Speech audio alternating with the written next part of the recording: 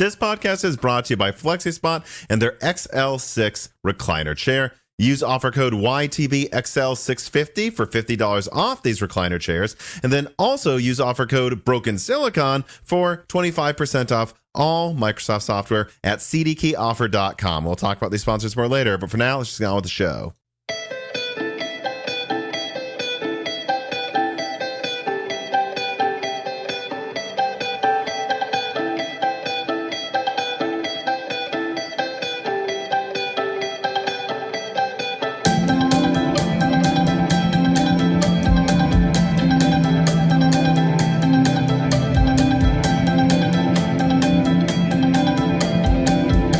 Welcome to Broken Silicon, a gaming hardware podcast. I am your host, Tom, and today I am joined by somebody who's joined, I believe this is the third time you've been on, but you know, things change, people come and go. So please, for those who might not know who you are, introduce yourself. Who are you? What do you do? And what got you into doing what you're doing? So, hey, Tom, and name is Bryan, Tech Yes City. You guys may or may not know me. So, just do a tech channel with mainly to do with all sorts of new and used tech. I do have a bit of a focus on used tech, so absolutely love the used gear. I mean, the price performance is absolutely insane. Recently, I picked up one of the deals of a lifetime. That was the 4070 Ti's, and I got them for like 180 USD a pop. So I was like, wait, 4070 Ti, $180 each? Did it come from mining rigs? Probably. So it came from a crypto miner and absolutely cleaned him up. And the thing is, like, that's 180 USD just for the cards, right? So if I'm calculating that price, I'm getting all the power supplies for free. So he had 4 like 1,000 watt platinum rated power supplies, motherboard, a couple of motherboards, you know, like all this extra jazz. So absolute deals on the used market. Then after that, like a week later, I got 1070s, like 10 of those for 100 USD roughly, and 9 of them worked. So I think I saw a thumbnail from you. It's like $10 1070 or something. Yeah, so the used market is definitely just where all the value is at, and it's just really awesome. So I'm just constantly at the moment, I'm sort of, I want to get all the new stuff done, all the testing finished, so I can sort of value check that versus the used market. But right now, the used market is just out of control in terms of value for money. And that's forcing, I think, in a ways, that's forcing a lot of the prices of new stuff down, especially on AliExpress, where it's more free market, forget retail pricing. It's just whatever's selling at the market rate is going to go at that price. For instance, if you look at AliExpress, you got like 7500F, 5700X3D. That would be my 2 go-to CPUs, as well as another interesting CPU, which I'm going to check out very soon. I'm just waiting on it to come in the mail. So that's going to be a really cool video. I'm not going to spoil anything. We'll keep it a bit of a secret, but it may be just the new budget king for people getting into PC gaming. So that'll a bit of a teaser on your show. Yeah. You're a bit lucky, I think, because in this respect, because you're in Australia, which is, of course, in Asia. And so there's a lot of the crypto mining stuff gets sold off there. It happens in every country to a certain extent, but the mining in Asia there's a lot of it, you know. Australia is unique because you've got a lot of cashed up. I would say bogan would be the right term, if you know what a bogan is. No. Okay, so a bogan is just like an Aussie who wears thongs, doesn't care much. It's just very loose, and they don't have the best accent. Some people don't understand what they're talking about a lot of the times. But an Aussie bogan would be, a lot of the times, these guys have quite a bit of money.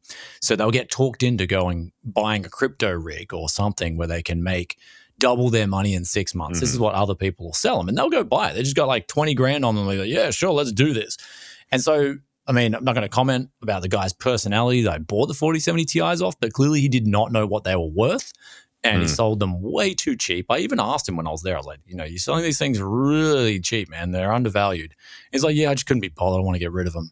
And it's like, at that stage, like in Australia, you're probably one of the very few countries in the world where you're actually going to get deals like that because people just don't care. They make a lot of money on their day jobs, especially if they're tradies and they're doing any sort of trade at the moment is just making ridiculously good money in Australia because it's hard to get good trades. So these guys will make good money, and then they'll go out and buy things like crypto rigs, and then I'll be one of the vultures ready to pick up. So And I'm not going to be transparent about it, man. When the deal's a deal, I'm going to pick it up, because if I don't, someone else is going to get just on that. So, used market is definitely a lot different here, especially versus Japan. Even contrasting it to Japan. But I've noticed in the US too, the used market, at least when I was there in 2019, 2016, the used market was cracking. That was one of the best times to be looking at the used market there, because especially 2019, you're firmly out of the crypto crash, and you've got people selling Vega 56s. Me, one of them, maybe not this cheap, but eventually they got down to like $150, $200, and that's like a $400 card, maybe $300 new at the time. That was a really good time to buy used cards. Yeah, okay, because it was actually just, I went over there and I was just surprised the deals were actually really good. And even if I look at eBay prices at the moment in the US, they're not bad. No, they're not bad. And so like I'm comparing that, well, your local market's always going to be better. Like eBay's like a 13% fee, postage, plus the botherance of having to deal with eBay stuff sometimes.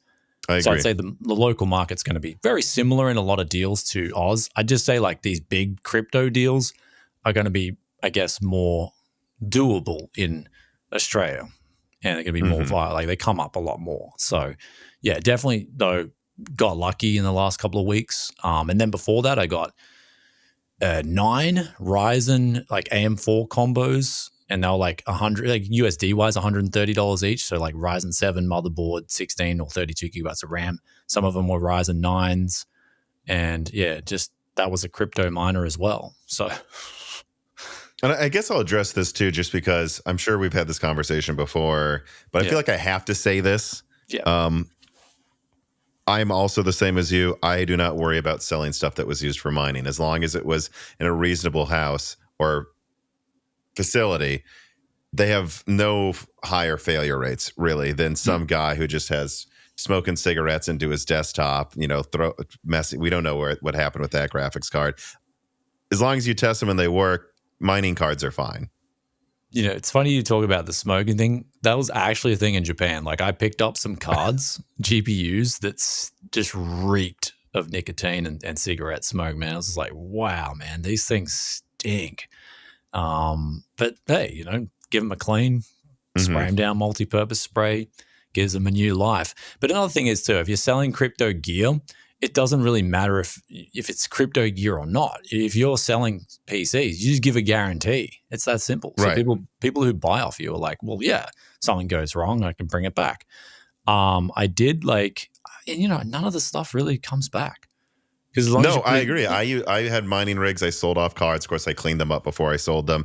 Not one person out of I don't know what it was, 10, 20 cards had a problem after years. Not one person.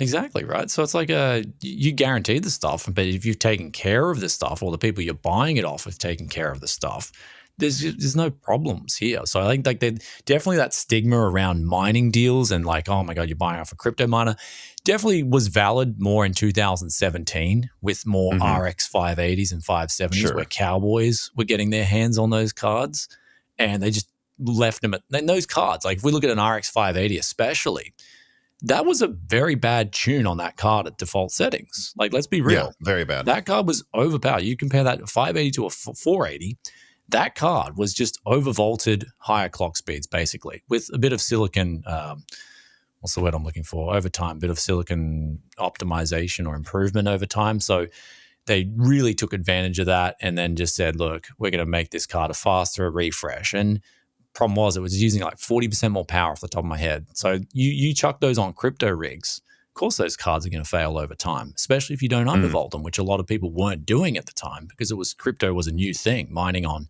RX 580s and 570s was a new thing.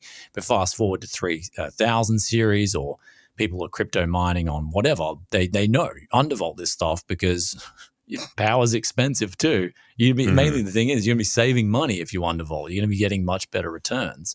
So it's in the best interest of the crypto miner now to undervolt the cards and take care of them, if that makes any sense. Plus, there's less crashes as well, so there's less downtime, whatnot. So yeah, it's all in favor of actually having these cards if they've been treated properly.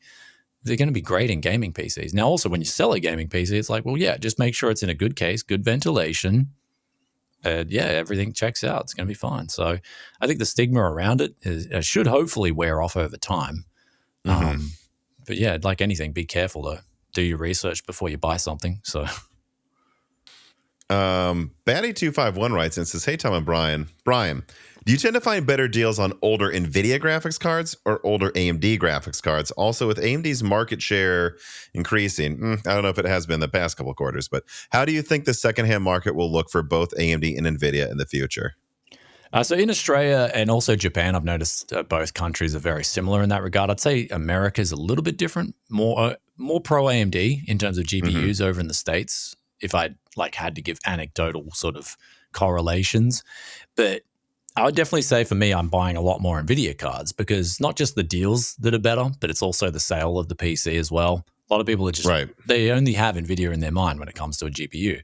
So it's like, I'm not going to fight that trend. What's the point? I'm making profit off flipping, so I'm going to keep doing what I do. So for me, it's always, I get good deals on Nvidia cards, and that's pretty much the bottom line there. There's nothing really to it. I want to ask you this question. So I think this is starting to change. Obviously, we just saw AMD drop the price of Zen 5. I've been seeing, especially 12th and 13th gen CPU prices just capitulate and keep falling down on the retail market. But there's a lot of things that, especially in the GPU space, where it feels like AMD, and to a greater extent possibly Nvidia, just kind of refuse to officially drop prices on their products over time anymore. They used to all the time. I mean, the GTX 580, it comes out, HD 7000 comes out, Nvidia launches Kepler, AMD just without thinking just drops the price on the 7870, back then. And you don't really see that anymore. And yet, the used market, because I actually looked at it a bit today because I'm selling a few things now. The prices are getting better and better. And you have to imagine that's affecting something. When I talk to people in retail, at least in the United States, they're talking about how GPU sales are just terrible. They cannot sell these things, especially high-end AMD and kind of upper high-end Nvidia in the US right now, at least relative to where they were selling them a year ago. And it's why don't they just drop prices? How do you feel about that? These companies seem allergic to doing official price drops anymore. So it's a dynamic that's something I've thought about. I don't have official information on it. I can give you my unofficial opinions. And one thing is, guys in the comments, go easy on me. I come on your podcast. One thing I've noticed about your podcast, I come on, and there's always a flood of guys that just want to be devil's advocate. I'm like, oh man, here we go again. It's just an opinion, right? It's just my opinion. So my opinion with relation to the GPU prices is back then when there was a GTX 580, there was much more volatility in terms of the actual customer base versus now you've got a worldwide market that's much more dense. So if cards aren't selling well in the US, distributors can relay those to Australia or whatever. So products can get relayed to different places. And we saw this with the 4090 going to China, right? The Chinese were buying up 4090s left, right, and center. And then it's 4090s, you can't really get a 4090 for a decent price in Australia at the moment, whether it's new or used. These things are going over 2,500 Aussie dollars all day, every day. And I just recently saw one on eBay. It sold for $2,700. I was watching. I was like, okay. Yeah, I think that's over 2,000. That's definitely over MSRP in America. It's about 1,800 USD off the top of my head. So that's used. So this is a 1,600 USD card, right? So you've got a dynamic for high-end NVIDIA cards in Australia doing absolutely fine. There's no problem. It's where you get down to it now where if things aren't selling well in the States, you've just got that bigger market now. So it's less susceptible to the volatility that was experienced back in the 580 days and stuff like that, where, to give you an example, you've got 500 customers. Okay, well, only 100 in the market to buy right now. But if we say now there's 5,000 customers and the volatility shifts, you now got 2,500 customers. So it's much less susceptible to that bottom line is what I'm trying to say. And so the prices with that naturally will be less susceptible to dropping to extreme lows as they did back in the day. If that's what's to make sense of it all, in my opinion. Mm-hmm. We've also seen NVIDIA and AMD just stop making cards as well. I've been told directly, and then there's also a GDDR6X shortage. So, well, that's because of the AI stuff, man. The AI boom. Yeah. Man, it's like there's always seems to be a freaking boom, man. Like if it's not a crypto boom, now it's an AI. I mean, boom. look, we're talking about 50 to 100 teraflop GPUs. These can do a lot more than gaming. You know, Yeah. I was pretty outspoken about that a few years ago of like, guys, you haven't seen anything yet. Crypto is just one thing. There's going to be another thing. Didn't know it would be AI, but here it is. There will be something else, is my opinion. And there's a demand for that silicon. And so it's like, the NVIDIA has no problem saying, all right, well, yeah, we can just sell it to the AI guys. We don't have to worry about the gamers. And I mean, you've seen like in ways, you've seen Intel with their CPUs now. They're kind of just focusing now that they don't care about gamers. I'm going to tell you now with the latest CPUs. They just do not care about gamers with Arrow Lake. Like, no, they can't afford to because it can't do it really. Yeah, but well, it can do it, but you know. Yeah, zero care there, man. Zero care. And that's one thing I noticed. It's like, okay, they've gone to a tile architecture now. Tile architecture, productivity is not bad. Like the productivity's not bad. So I will say that about the new Arrow Lake CPU. It's not bad. And then the gaming performance is just like all over the place. And it's just, they clearly didn't care. Let's start there. How would you summarize your opinion of Arrow Lake, and what were you? Did it turn out how you expected, or what were you expecting 6 months ago, and how would you summarize it now? Okay, so my opinion on it was I was going to absolutely like go to town on this thing and say it was horrible, but then I saw the productivity results after I did the gaming. I'm like, oh, okay, so it does have some merit, and if something has some merit, I'm going to go like, I'm going to lay off a bit and just say, here it is, guys, make up your own opinion on this. If, some people could utilize this CPU, okay, some people can utilize it.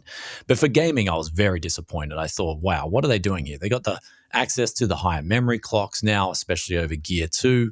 I even got as high as 8800 megahertz. I was like, wow, this is actually pretty impressive. And I didn't even try those new block things on the real high end, the QDIMs, are they? QDIM, yeah. I didn't even try those. I haven't even tried those yet.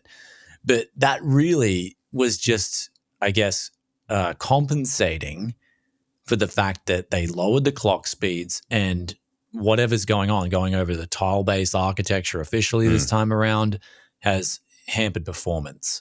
Yeah. And so it's just like, they're going with this money-making formula, but in the meantime, they're losing just even more goodwill with gamers.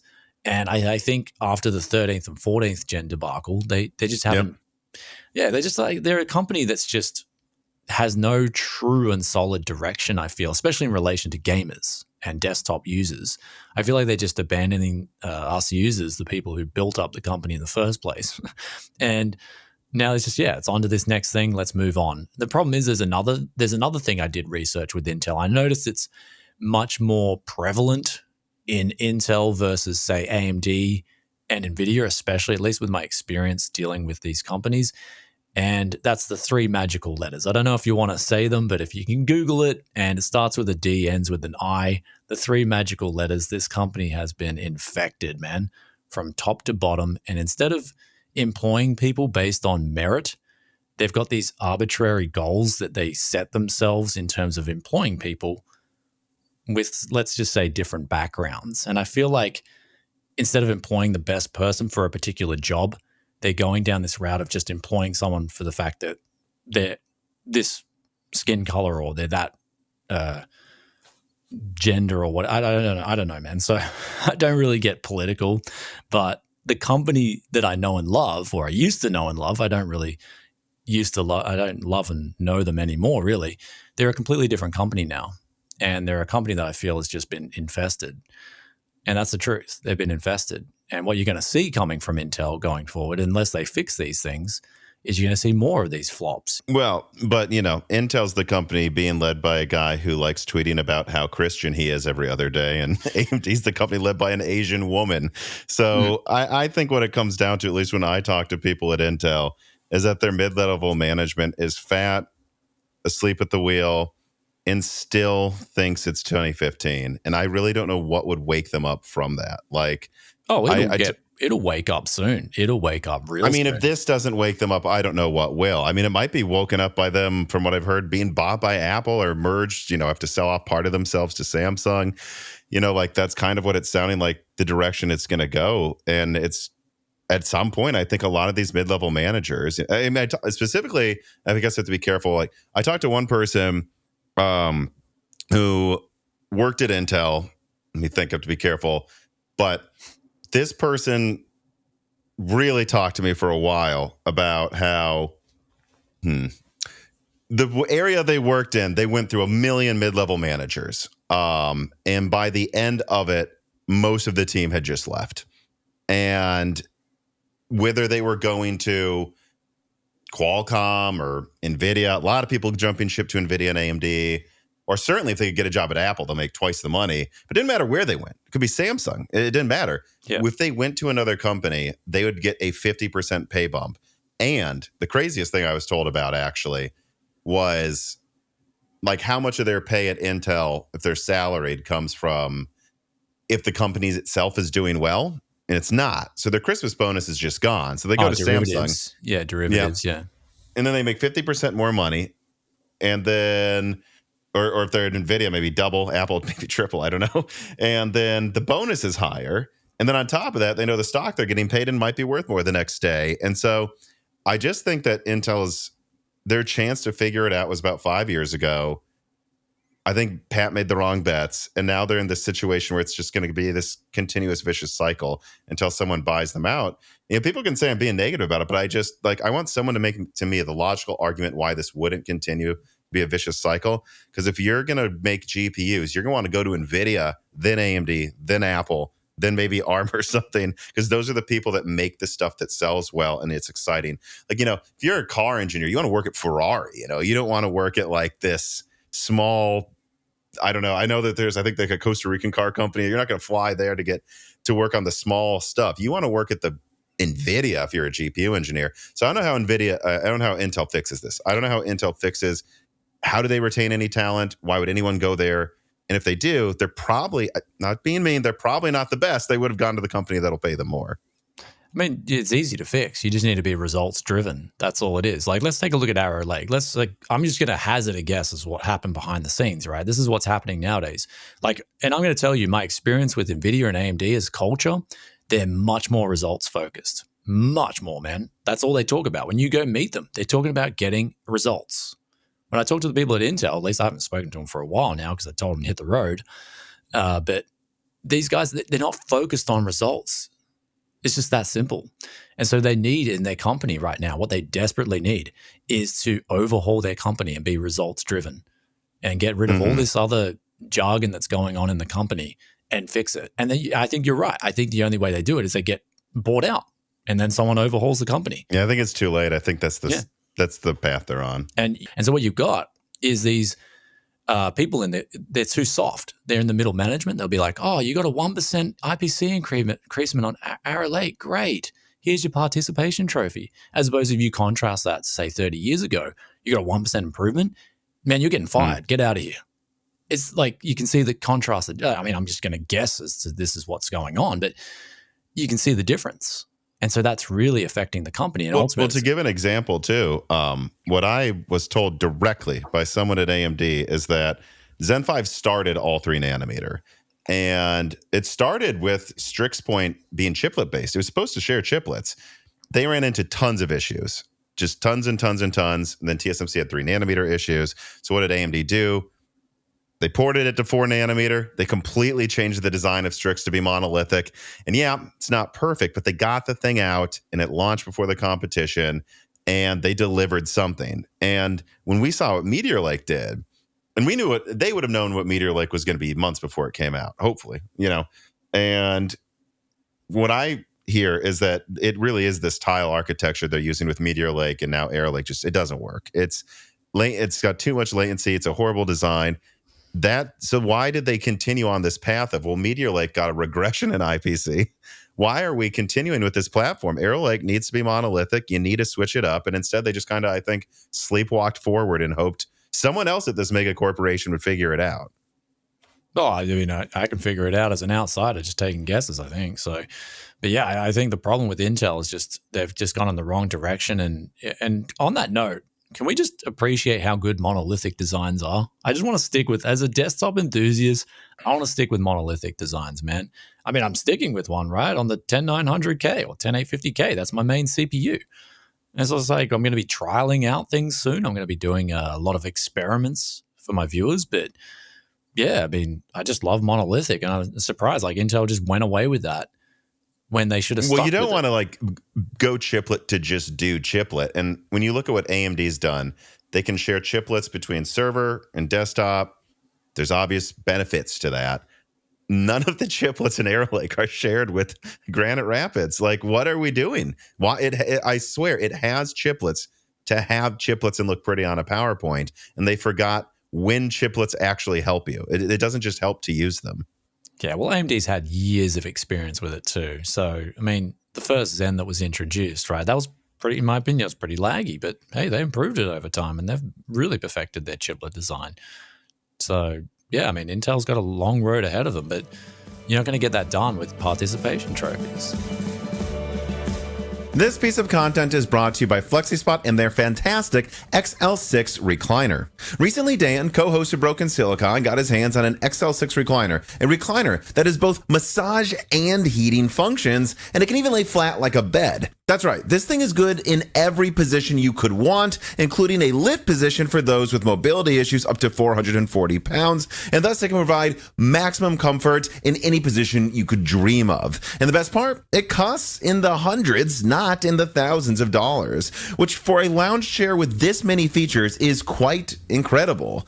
Genuinely, Dan loves it, and you probably also noticed that I use a lot of FlexiSpot products at my house as well, and one of those is another lounge chair that I and my pets also love. If you want to support Moore's Law is Dead and maybe get one of these fantastic products as well, click on the link in the description and follow the directions below to get the best price on their products. If you do, you'll both be supporting this channel and also getting yourself the best possible deal on these products. So check out FlexiSpot and their lounge chairs today. Well, let me ask this. Clean Sweep writes in and says, "Hey, Tom and Bryan, given the hole that Intel has dug themselves into, what would it take for them to swing the opinion on Arrow Lake to at least it's fine by the time they announce their next line of CPUs? Personally, I kind of think the ship sailed because of the instability rumors. Not rumors, it's not stable. Followed by Raptor Lake having stability issues for different reasons, but still. But like, realistically, what would they have to do for Arrow Lake to like turn things around? Like, and be regarded well, sell well, because I kind of think they just, from where I look at it, the do-it-yourself market at a minimum is just AMD's going to run away with it. Oh yeah, I mean, for Arrow Lake not to suck. I mean, we already know it sucks now. I mean, they had to really get the gaming performance right? It had to be better than the 14900K at less power. They were promising these things, right? In ways they were promising these things. Oh, it's going to be so much more efficient. It's going to be better. So much more efficient. But then when I think about it, well, all we had at Computex was focusing on memory speeds. And I should have been like, that's a bit of a red flag. You know what I mean? Like, you would have had something to tease at Computex and go, oh, look at this gaming performance. This thing's going to rip. And instead, all we got was, oh, look, memory speeds and QDIMs. And it's like, yeah, side quests, when all we want is the main goal to be, hey, we want this thing to absolutely tear up the frame rates. And what about perhaps just copying AMD and releasing a potential X3D variant of your own? I mean, I don't care. Like, hey, if the competition's doing something and it works, do it. Supposedly not until Nova Lake is the rumor. So I don't think they're going to have that anytime soon, which is odd to me. Yeah. Well, then my own personal testing, I just thought this thing was unstable as well. Like, I'm not going to go near this thing in my main rig at the moment. It's just, yeah, it was giving me 13th and 14th gen vibes all over again. So I'm like, yeah, no, I'll give that one. I'll skip that one. So yeah, I mean, they just really dug themselves their own hole. And we're seeing that as a person who's loved enthusiast tech since I was young, it's just really sad to see Intel becoming what it's becoming. Actually really sad and tragic in ways. And yeah, to think that this company slept at the wheel for so long as well during like the 2010 to 2020 era. They just thought they had it. They thought AMD was never going to catch up. And it's like now they're just frantically running and scrambling to get these results. And when you scramble and when you're in a hurry and when you're in a rush, you make more mistakes. That's from my experience. You actually end up like the Raptor Lake issues. They were rushing that architecture out. Clearly missed something. Yep. And you end up making more mistakes. So there's just a big problem going on at this company. And it's a staff problem. Definitely a staff problem. and execution problem. So what would it like to actually try to put a pin in the question, like, because I think with Zen 5, I always thought the only problem really is price. I mean, it's on 4 nanometer. It doesn't cost any more to make than Zen 4. They dropped the price, fixed the issues. Look, cheaper Zen 4 for 5% more performance. Ultimately, it'll slot into the same slot Zen 4 was in and do okay if they fix that. But what do you think Arrow Lake would have to do? Like, they're really behind in gaming. I mean, I harped about this in a recent video. Like, there's multiple games where the Ultra 9 loses to last Gen i5, 12600K in gaming. And many of the games, this isn't like Zen 5%. This is Intel negative 10%. It's really bad.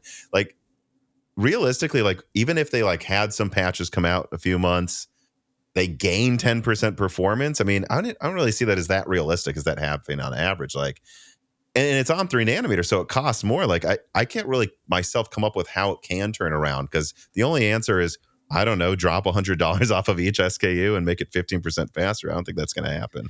I mean, the damage has already been done, but unlike GPUs, CPUs behave differently in terms of performance gains, right? They use instruction sets. It's that simple. Like, you're not going to see much gains coming out unless there was some massive bug with the Windows scheduler problem. But when I'm monitoring the clock speeds and the CPU utilization in the games, and we're hitting 5.4 gigahertz, there's no problem. There's not going to get better, especially for that particular game. You're not noticing as many obvious red flags as you were with like maybe testing Zen 5 of like, this is just not. I mean, when I tested correctly. Zen 5, dude, I had a great time on it. Like, I mean, I'm different from the other reviewers.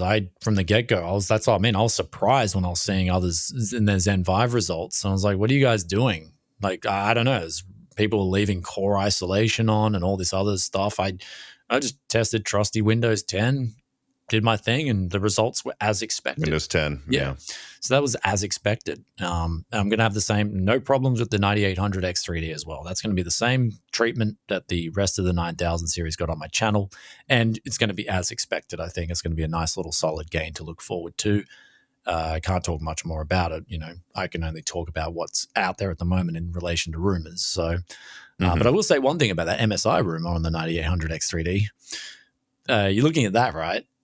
And if you dig deeper into that, one thing I haven't really heard people talk about is it's the ultra settings, right? They're testing Far Cry 6 at ultra settings, and you're getting those kinds of gains. It's like, that's actually impressive, man. Wait until we drop it down to low settings and really see what the gap will peak at. Then you'll be pleasantly surprised. I'm guessing. I haven't even started testing the CPU yet, but I just think the 9800X3D is going to be better than what people, at least if you're going by an MSI leak, it's going to be better than that. So, yeah, I think it's going to be a murderer. I mean, I think people look at the gaming performance per clock uplift for Zen 5 over Zen 4, and it's like 3 to 5%. But I think people need to remember, like, it all adds up. Like, so let's say it's 5% better at same clocks.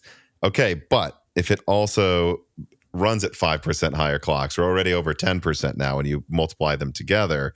And then, you know, how will that scale? Well, a lot of the issues with Zen 5 seem to kind of be linked to memory, and like, will the Vcache have an outsized effect on helping that? And how much can you overclock it? There's a rumor coming out right now that the Vcache is actually below the CCD, not above it, which allows it to, I don't know. I can't comment on this. But if that's true, they could do that more. And then there's that wild card with that of, well, then if you can overclock this to 5.6 gigahertz, I mean, now we're at like, 12, 15% higher clocks than Zen 4X3D, plus the performance per clock uplift. We could get 20% higher performance perhaps, but I don't know if that's something you can talk about or not, but like, how much do you think we could probably overclock it? Because that's one thing I wonder. I honestly haven't started testing it yet. Okay. So I do have the motherboards for it. Let's just say that. So yeah, but I honestly haven't started testing it yet. I can tell you that. But I will be going in and out in how the CPU behaves. Definitely, when we're talking about how the CPU will behave, I'll talk about all that stuff, as well as undervolting it, curve optimizer, negative offset, things like that. I'll talk about all that and see what gains you can get, because yeah, it may just be the CPU that I main as well, instead of the 9950X, because I'm noticing in my workflows, I need snappier, faster cores and lowest latency possible. That's what I've learned from the 10850K versus more cores, more threads. I need the lowest latency possible. And that CPU is a great balance of latency and cores. So, yeah. That's an interesting point, too, because I've thought about that. I mean, I'm still using a 5950X, and I've thought about in a few months, if I were to build a new PC, would I go to a 9950X, so 9800X 3D? But when you look at the fact that they're pushing this to 120 watts, and all-core turbo is going to be probably a lot higher than the all-core turbo of the 9900X. And in some applications, like I saw Phoronix's like Zen 5 testing with Turin, and it's like there's some it's funny how Intel's removing hyperthreading, whereas AMD is getting their hyperthreading to like provide like an 30 to 50% boost in multi-threading performance. Like I remember back in the day, it was like 15 to 20% more multi-threading performance if you had 2 threads per core. It makes me wonder like how high the all-core boost will be, how effective AMD's simultaneous multi-threading is. Do you need more than 8 cores even for a lot of production work now? Because it's almost functioning like it has more than 8 cores with how effective the SMT is at this point. Yeah, I mean, I've always said it was around 30% in my head, like SMT gave about 30%. But yeah, if they're getting higher, like more efficiency out of it, then all the best to them. But yeah, like I'd say we just got to see, right? We just got to see with the CPU. And for me personally, I'm looking forward to testing it a lot. I've just got a few other things I got to get done, especially my parts on and things like that before I get onto the 9800X 3D. But yeah, so I'm definitely looking forward to it as much as the next guy. And I think for AMD, they're looking forward to releasing this thing as soon as they can because it's their money spinner, man. That's their money spinner in the consumer desktop market. So that 7800X 3D, man, I think like they've legitimately got stock problems, supply problems with that CPU because so many people want it. So I mean, we touched on it though. Like, what is your overall opinion on Zen 5 then? I mean, you said you liked it more than other people. Does it impress you as much as Zen 4 did or Zen 3? Like, it was a welcome addition. That's all I'm going to say. Like, for me, it was solid. I liked it. I didn't love it. Like, it wasn't over the moon. Like, Zen 3 was kind of really, really good when that came. Oh, sorry. Zen 2 was really good. That was a really good launch. That was probably the best launch from AMD. That was huge. It wasn't like that levels, but it's still good. It's just a solid, for me, it was a solid implementation this time around. It was kind of, I was happy with it. I wasn't disappointed with it. It was just like, it was pretty good. I thought it was decent. So that's sort of like my overall opinion on it. I thought we got some decent improvements. The biggest letdown for me was probably the IMC. I would have liked to have seen some improvements there. Instead of virtually they're using the same INC as 7000 series. So that was for me the biggest disappointment coming out of that. That's the only thing. If they improved that, I thought it would have been a bit better. It would have been somewhere between good and great had they improved the IMC. Yeah, because they use the same memory controller that Zen 4 used. And it's funny, I saw, again, bringing them up for Onyx, their testing of Turin, it was getting memory clocks, if I remember correctly, as high or higher compared to the desktop version more easily, which is weird. Usually server just runs at lower memory speeds.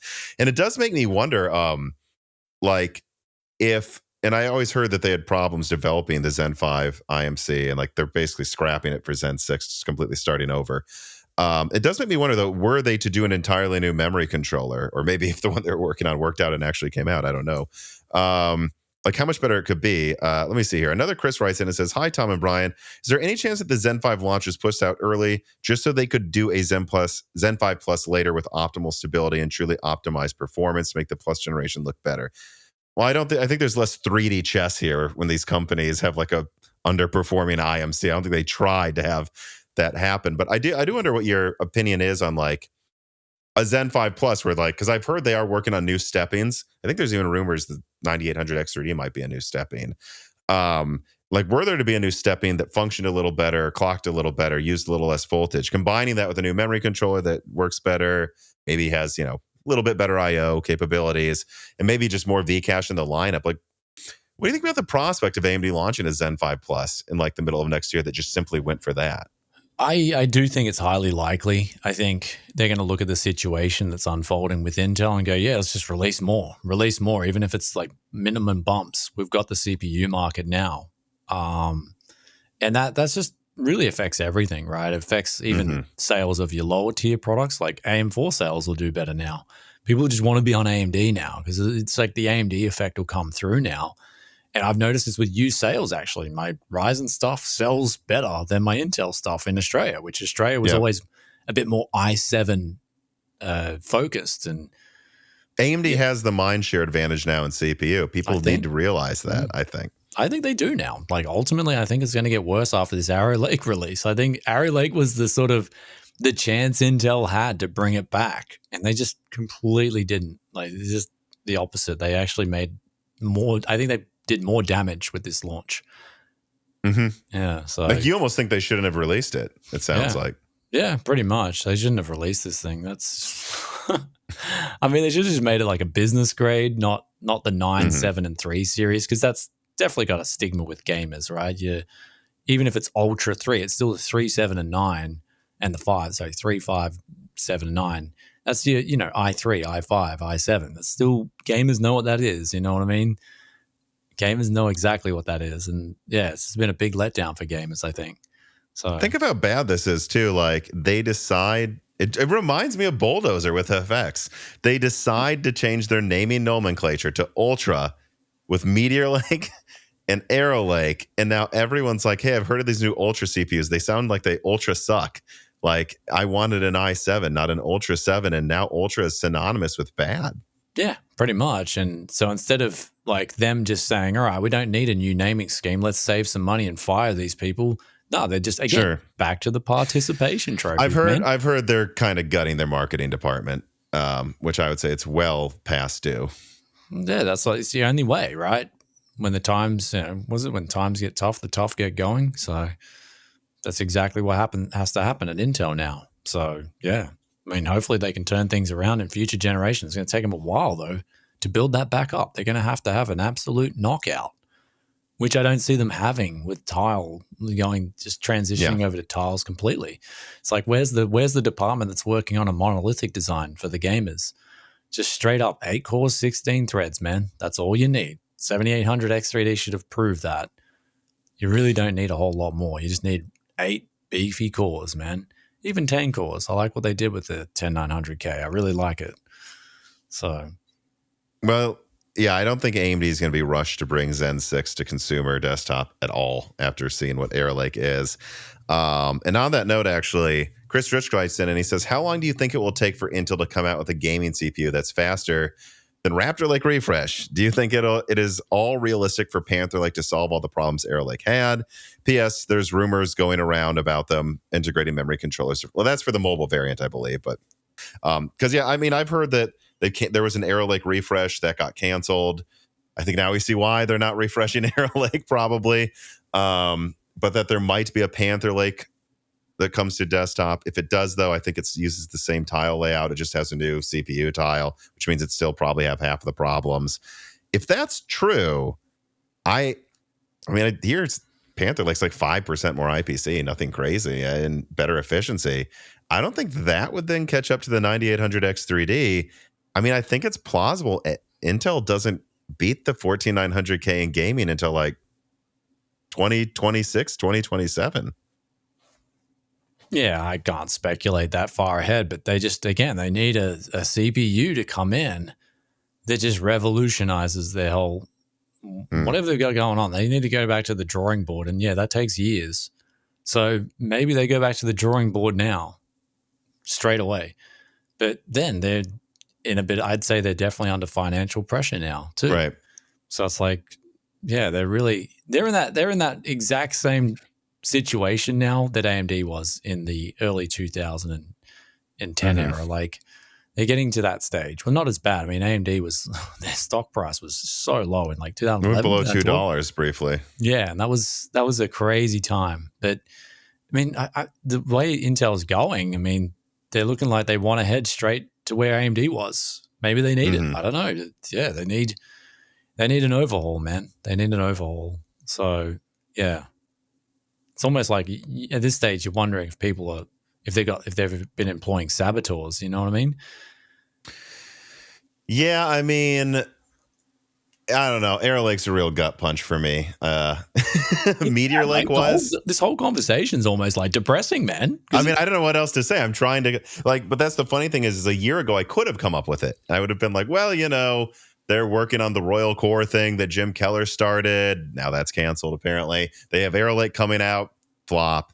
It's hard for me to see the light on the end of the tunnel with this anymore. I could make the argument a year ago. It's hard to now. So I think that's for me. Like if you look at the back to 9000 series, it was exciting because for my testing, it was better in all metrics, except the IMC was the same. So it's like net positive. But at least it was positive, though, even though it was net positive overall. And this is like net negative in ways, like except the efficiency is better. But as I said in my review, is that by force or by choice? It was by force, I think. They couldn't get the clock speeds higher. So it's like, all right, well, here's that sweet spot. And it just happens to be much more efficient. So we'll just roll with that. And then we'll start, marketing efficiency. Okay. And if you test it from the wall, too, it's really not more efficient than Zen 5, which, again, uses 4 nanometers. Spikes. That was another thing, too, the weird power spikes I was having. I was like, what's going on here? And that's from just a regular power meter on a power supply thing. You know what I mean? Like, if you got the oscilloscope out, how bad is it going to be? So, yeah, again, they've released this. This is what they're releasing to the public because I'm pretty sure I got a retail sample, which, if I look at the CPU quality, like ASRock had this sort of tune in their BIOS that was like 5.5 gigahertz all cores. And they're like, it should work. And then the sample I had just didn't work. It was like really bad. Crashing was really bad. Even at the default settings, it was occasional crashing. So it's just like my recommendation was stay away from this thing at the point in time. Like at least from my testing, this thing is just like the opposite to what Intel used to be. Intel just used to be so stable, man. Like the most. Oh, I know. That was the one thing I always thought of them even into the Zen eras. But, I had their laptops. They always worked. And now I hear from retailers they have tons of crashing and BIOS issues with Intel laptops now. Dude, my 10th gen just has not missed a beat. Like not skipped one beat. It is just flawless. And it's like, get back to that. And that one thing was pretty hot and hungry. That's like a pretty hot and hungry CPU too. It's all relative. It can always get hotter, apparently. Yeah, but there's this, So it's sad. Like, it's just like I said before, it's depressing to talk about because I really wanted Arrow Lake to do a lot better. I really did. I wanted to be like, hey guys, Intel's competing. This is awesome. But instead it's like, oh no, what happened here? And I feel sorry, actually. The biggest victim of all this is, I think, the motherboard companies. They're not happy. They put so much effort into these boards, man. Like I'll be doing a roundup for Z890, but that's just one video because that's all it deserves, unfortunately, because I'm not recommending the CPUs, but the boards are pretty cool. Some of the boards, like I think Gigabyte's Aorus Master, you got the option to RAID 0 Gen 5 SSDs from the board. That's like pretty cool. RAID 0 Gen 5 off the board. So Yeah, and Intel was the one that launched new motherboard series like every couple of years. So now they know that they're stuck with AMD, and AMD is going to milk AM5 they have new chipsets for it, but the new ones are practically not new. So they're probably very unhappy right now. Yeah. So, I mean, that's what I mean. AMD's getting away with doing some things that are questionable, that's for sure. And they can get away with it now because, look what the competition's doing. So that's another upsetting point about it all, right? Well, moving on to a company that is certainly not doing bad, Nvidia. We touched on it a bit at the beginning of the podcast, but I want to round back to it. Like, how do you feel about no new GPU generations this year? I mean, it was always kind of rumored, especially I would say with RDNA 4, that it would probably slip to next year. But then sounded like it wouldn't. No, definitely sounds like it will to me. I mean, I think the obvious answer, you're probably thinking, AI, they don't have a reason to launch it right now. But like, it is interesting to see both of these companies, I feel like, in a game of chicken. And until they need to launch their GPUs, they're just not doing it. I mean, I'm going to say, first of all, with NVIDIA, there are NVIDIA staff that watch your show.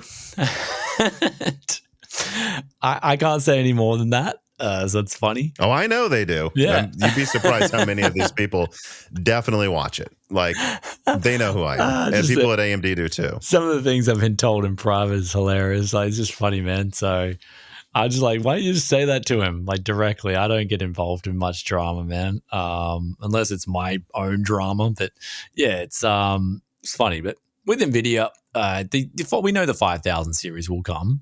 We know it will come. Oh yeah, well yes, there will be a 5 after 4. Yeah, but I will say about Nvidia, man, is back to that 10th gen thing, right? I've had like nothing but good experiences with Nvidia cards, like nothing but good. There's an occasional little hiccup which is quickly fixed in drivers, but Nvidia don't miss a beat for my personal work, my personal consumption, everything. So like in terms of me in testing out all this problematic stuff, I'm actually more grateful for Nvidia as of recent. I'm going to be straight up. I'm more grateful for them releasing stable products. And if you look at 10 series, they're still supporting that, man. That's actually huge kudos to Nvidia for still supporting the 10 series, man. Like that's, 7 going on nearly 8 years, and that thing's still supported. Like, it's funny, we just focus on all the negative, but let's look at the positive with Nvidia, and they've been doing some great things. My personal experience with them lately is I'm more grateful to them. I know you've got a big AMD fan base, but and they are going to call me. I mean, I don't know. I'm just trying to think of like the conversations. I don't know. It kind of seems like 50-50 to me when I look at the conversations in the Discord. I mean, I'm using a 4090. I don't know. Especially as of late, more 50-50. Has it had a few years ago, more AMD for sure, but AMD's made some blunders, I think, in the past. Have you had any problems with your 4090?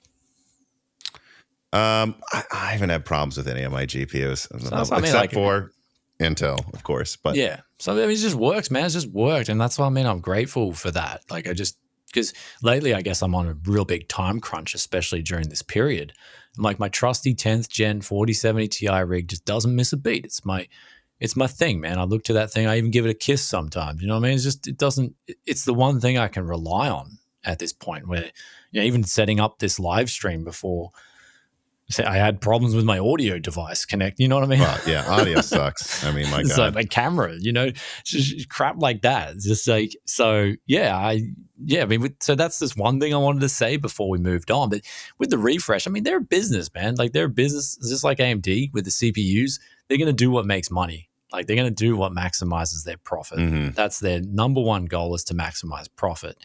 And so, yeah, I mean, we're going to see launches delayed. Even if they have it ready, they're just going to delay it as much as possible if the sales are still good. And I know for a fact in Australia, they dominate the sales, man. People just want NVIDIA. There's just that mind share is huge. The market share there is huge.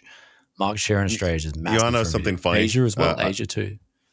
Something funny I heard about RTX 5000 is that they're probably going to, I should say probably, they might start shipping it into the US as early as like within a month, but not sell it. And they're doing that to avoid tariffs, if there are tariffs that come in. So they're already in the country when they sell them. From the elections, yeah. Yeah, gotcha. And what that tells you too is it's ready. It's just ready. I mean, if they wanted to launch it this year, they could launch it this year, but that's not where the market is. They got contracts with TSMC. They had to make them at a certain month. They're going to, but I don't think they want to launch them until they absolutely have to, and because all focus is on their AI products, number one, and number two. I mean, I think if they can be bothered to, they want to force their last gen to sell through, like they weren't really able to do with Ampere before they launched Lovelace. Yeah. Well, yeah. I mean, you've said pretty much a lot that I don't really disagree with that. I mean, again, it's back to the business aspect of NVIDIA. They're going to do what makes them the most money. And if that's I mean, would I like to see a 5000 series out? Yeah, sure. And am I hopeful that it'd get sort of like 4090 gains over 3090 gains? Absolutely. But just we'll have to wait and see on the gains. But yeah, I mean, one thing I am looking forward Depends what gains they give us. I think the best yields are going to AI. They're not giving those to gamers. Let's be clear about that. So, I mean, ultimately, yeah, it's a wait and see with the 5000 series. I am looking forward to it. I know it's going to be pretty good. I don't know if it's going to be how good it's going to be, but I mean, I'm looking forward to that one, definitely, for sure.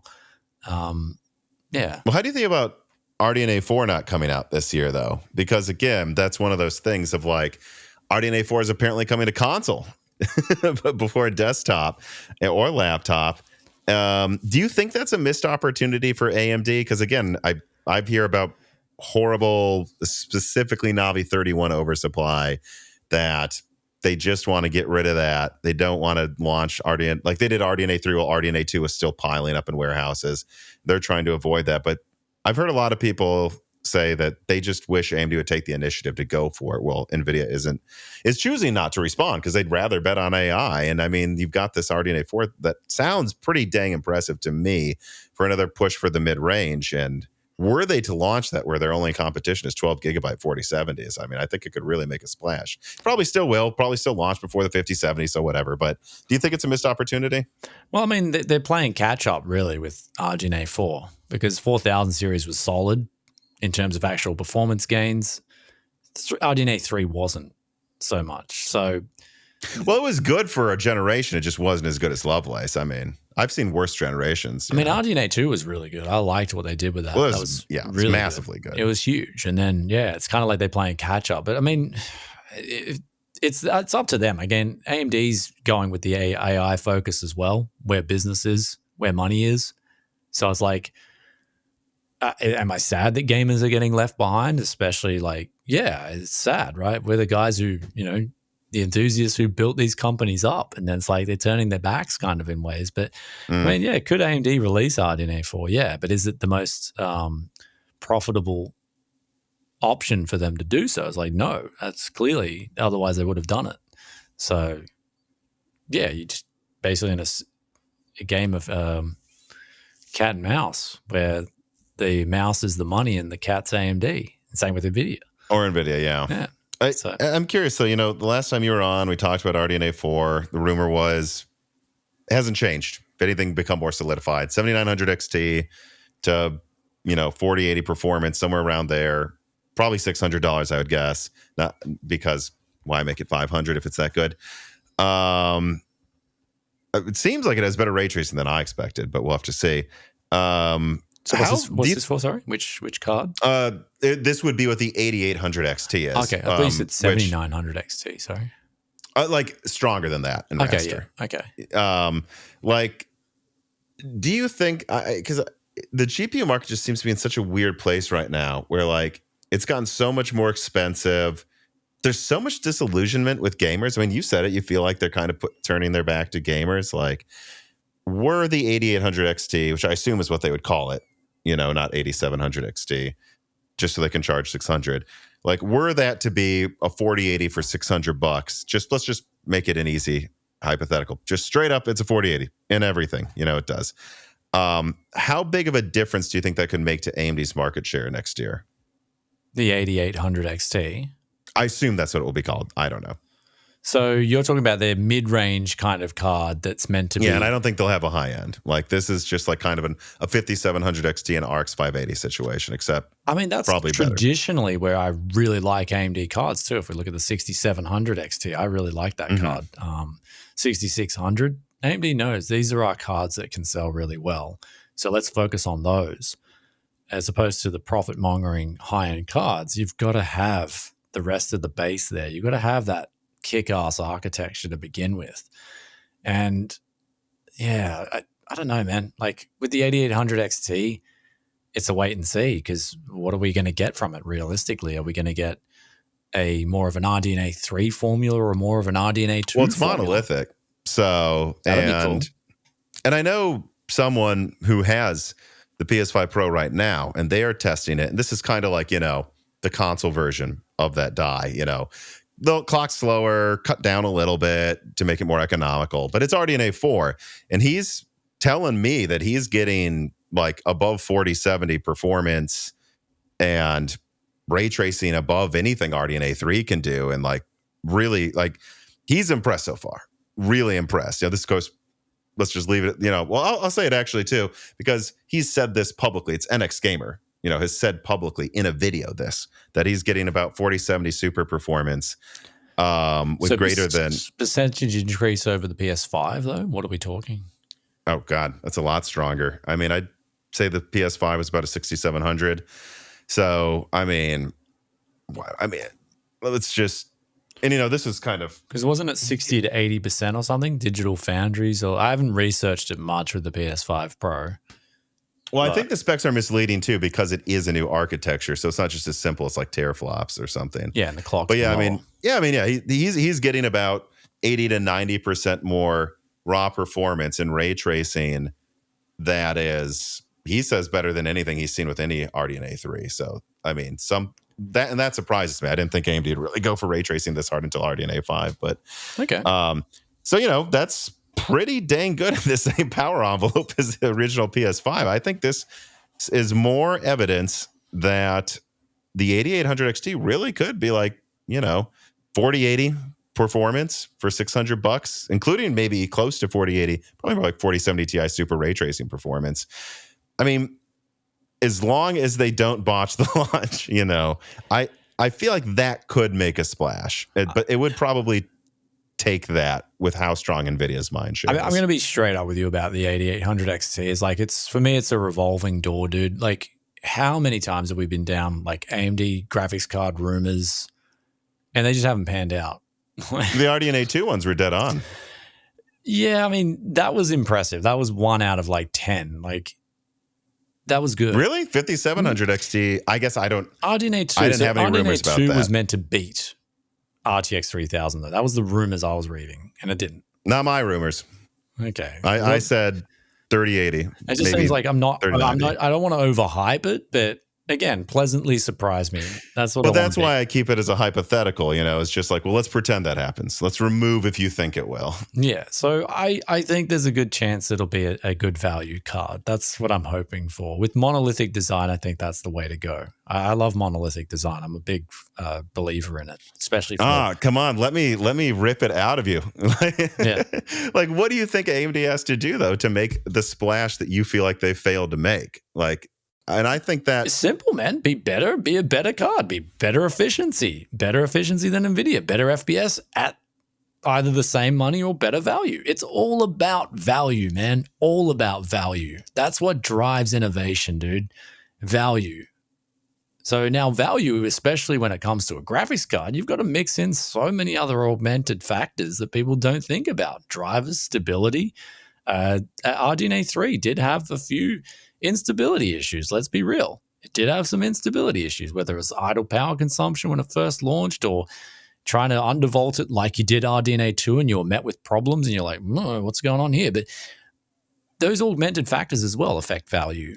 So there's a lot of things to, like, graphics cards is more complicated than CPUs in my opinion. So for them to beat Nvidia, again, they have to beat them in value. And it's just straight up the simplest answer I can give you is just beat them in value. And that, again, incorporates a lot of different things. And because NVIDIA do have a very good track record with stability, with drivers, they do have an extremely good track record as well. You've got that Toyota effect coming in too with NVIDIA. They're like the Toyota of graphics cards. People just go to them. They don't even want to look. NVIDIA would not want you to compare them to Toyota.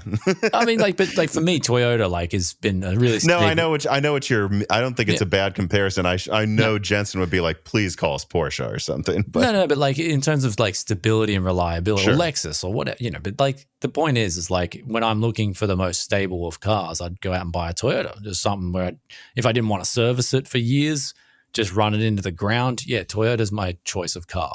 And I'll never forget this old Corona I had. Like absolutely banger of a car, dude. The doors fell off before the engine stopped. Like it was just like literally a door fell off from rust before the car would. It just never, I've seen it before. Just never stopped going, dude. Like that in itself is like proof of concept, right? So for AMD to come out on top, they just need not just better value. Now they need non-disputable better value.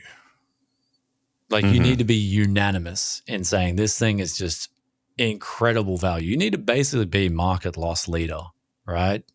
You need to be losing money on the card almost to make it. Or just hit an insane home run in architecture. You need to go. You're talking about $600. No, you need to hit $500 then. You need to do that. I tend to agree if they really wanted to splash, and I don't even know if it is about the value, but $499, that's the number people want to see. You have to. That's the number. You just have to, man. You have to bring people over and you have to say, well, this is a long-term investment we're making. And a lot of companies don't want to look at the long term. They just want to look at the short term, the gains, the profits in that sense. And it's actually a bad way of doing it. You should be looking at the long term. So yeah, that's my opinion. Is it has to hit hard, and it has to hit hard, undisputable fashion. So, Do you think that would be enough? So let's say it's, yeah, 4080. So what? I'd say it's like, what would that be then? Like 20, 30% better than the competing 4070 Super. Of course, the 5070 is going to come out. That's going to be, what's the rumor? That's like 4070 Ti. It's the rumor I've heard for how strong it will be. Like, let's say AMD has 20% better performance, at least as good efficiency, just as good or better ray tracing. It's stable as heck. Is that enough for it to take at least some market share relative to where they are now? Like, how entrenched do you think NVIDIA's mind share is? Like, would that be enough to counteract the fact that whatever's out at the time? Who knows? There's rumors of FSR 4, but I'm going to assume FSR 4 won't be as good as DLSS 4. Just a crazy assumption. Like, yeah. So would that be enough to overcome that? So that was, again, that's back to those augmented factors, DLSS 2 and 3. We didn't even talk about that before. But, I mean, again, extremely good value, right? That's your baseline for making a dent. So here's where we expected it. No, we're going even better than that. And it's like, whoa, okay, I've got to check this out. Because, again, the economic times nowadays is definitely a different contrast to what they were a couple of years ago. In other words, the consumer's not stupid now. I think that a lot of the dumb money has left the building. It's already been absorbed and taken out. So now you're left with a lot more smart money in nowadays. And yeah, man, the smart money is going to buy what's the best value. It's just that simple. I notice I'm having to compete much harder when I'm selling a PC for people's dollars now. Much harder. And a lot of my competitors are too. I talk with my competitors too, man. They, some weeks they're just selling nothing. And some weeks I'm selling nothing too. It's a crazy market right now, but that's the market you're in. And so in that market, you just have to offer a better value. So it's all about value. That's the key word. Well, in my case, I'm going to say for AMD, it's all about extreme value. All Jessie wants is for Maurice to play with her more often. But unfortunately, he just does not give out playtime or kisses for as low of a rate as she does. And I think she's just going to have to deal with that. But do you know what you don't have to deal with? Paying too much for Microsoft software if you go to CDkeyoffer.com. This piece of content is sponsored by CDkeyoffer.com and their back to school sale. Whether it's Microsoft operating systems, Office products, or even many of the latest games, CDkeyoffer.com provides PC gamers with a product this community deserves. Amongst endlessly elevating component costs, fair pricing on Microsoft keys is one thing that we at least should get, I think. And the Moore's Law is Dead team has been working with CDkeyoffer.com for a very long time. And that's because they're good to me, good to Dan, good to about a dozen family members of friends of mine that have used their services. And they've been really, really good, most importantly, to the Moore's Law is Dead community. So support this channel by using offer code BrokenSilicon to save 25% off Microsoft software, or you can also use Die Shrink to save 3% off everything else on the website like games. Using either of those codes really helps the channel a ton, and it helps save you money. So use those codes Broken Silicon and Die Shrink at CDkeyoffer.com today. How much of this, though, do you think is people don't really need more? Which is an argument I've made. Is like, I don't think some people, want this, obviously. Like, and the 5090 is different because it's like the 5090 is going to sell to AI people, the richest people. It's the best of the best, whatever. That's going to sell well, probably, even if it's $2,500. But the 5080, it's hard for me to come up with who really wants this. Like, if a 5080 is supposedly going to be like a 4090, even if it's 10% better for $1,200 or more, like, who's going, I need more performance, but I don't want the best, but I want to spend over $1,000. That's why I'm hoping RDNA 4 can really nail it, because I think bringing that enthusiast performance to the mid-range is what people actually want. And how much of this getting people to buy a new PC is that? It's like, but the games run like really well compared to how they used to. Humans always want more, man. So if you give you an example, you're down the supermarket, 8 sausages, $5. 16 sausages, $6.50. I'm buying the 16 sausages, right? Why? It's better value. So let's have a look at if NVIDIA is offering better value, regardless of if people do or don't need the performance, it's going to sell well. It's all about the value, man. So that's just one way. Don't you think there's a certain amount of people that look at $1,000 graphics cards and go, "Yeah, I'm just not paying $1,000." Obviously, they're going to release it in. Then you go on to price threshold, right? So what are they going to offer with a 5060 then, right? That's where those people with that kind of money are going to be eyes on that kind of money. And whenever I sell gaming PCs, right, it's always the same thing. People have got X amount to spend.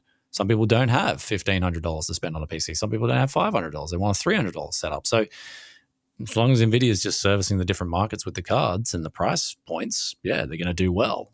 So yeah, the 5080 though, if someone has $1,200 to spend and that's the best value at $1,200, then they're going to go with that card. Or if it's in case of AMD, if they don't have an answer and it's the only card, well, hey, Nvidia is going to sell better. So that's the crux of it, isn't it? And I think I ask you this every time you're on. Like, how would you summarize how good it is to be a PC gamer right now? Like, a used PC gamer?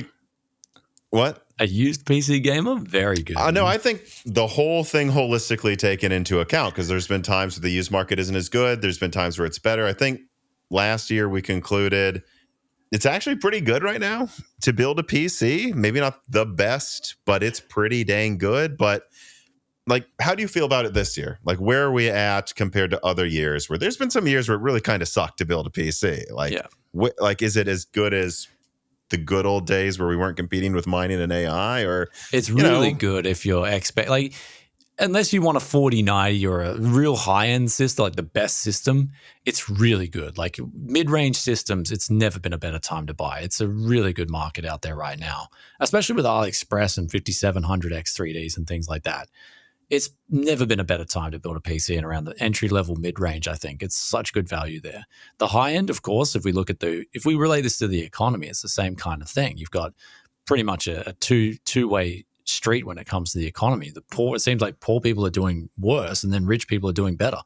And so those rich people are definitely in more demand for those high-end parts than they've ever been, I think. And so you've got that demand on the high end. And so naturally, the used market in the high end is actually not that great right now. No. You can find really good deals where someone's overcommitted, especially in Australia. They've got to pay back loans and they've got their high-end rig for sale and you get a really good deal. That does exist. But yeah, I'd say in terms of a used gamer, it's one of the best times. It's a buyer's market for sure. If you're looking for a good deal, you're going to find one right now.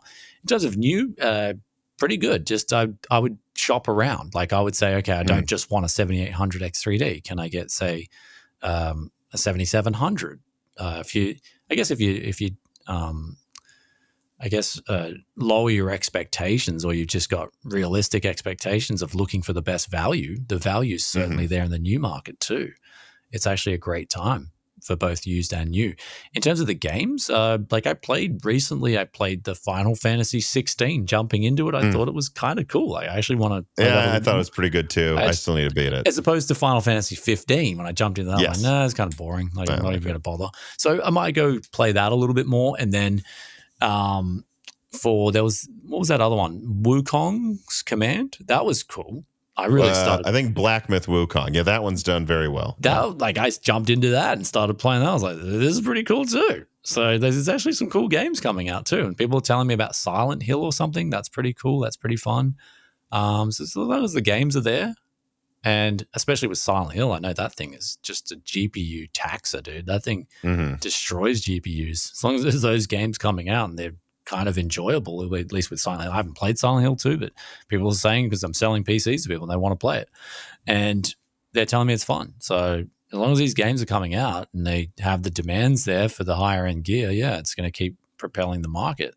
I'd say kind of before that, like there was a lot of crap releases on games, but since Baldur's Gate 3, it's cyclical, there's good and bad years. Since Baldur's Gate 3, I think we've had a few bangers come out, and like I'm glad to see that. So yeah, as long as the gaming, I mean, as a PC gamer, it's never been a better time, but just keep in mind the economy sucks. So it's like you got friends around you who are doing it tough and stuff. It's not like the atmosphere is just so volatile right now in terms of, like fun and crap. So, but in terms of just focusing on PC gaming and that sort of environment, it's pretty good.